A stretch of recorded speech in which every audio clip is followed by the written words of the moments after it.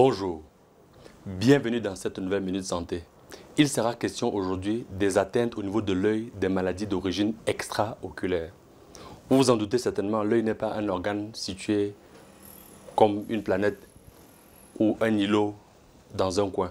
Il est bien connecté au niveau de l'organisme et irrigué par des vaisseaux qui sont le prolongement du système cardiovasculaire.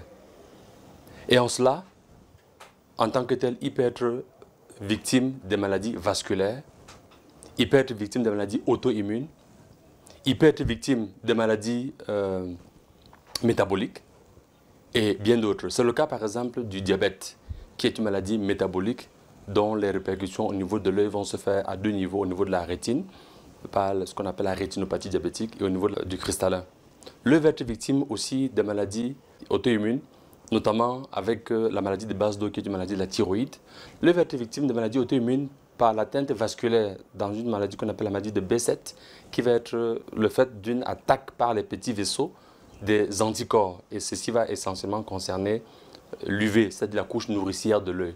Donc, vous vous en doutez certainement, en tant que partie de l'organisme, il peut être attaqué par des affections d'origine extra-oculaire. Et de cette façon, la prise en charge va consister en la résolution de la maladie causale, mais aussi à la gestion locale des conséquences oculaires de ces affections-là. Et c'est l'occasion de dire que le diabète, qui est une maladie métabolique créée par un déficit ou un dysfonctionnement du pancréas et du foie, a été défini sur la base des complications oculaires.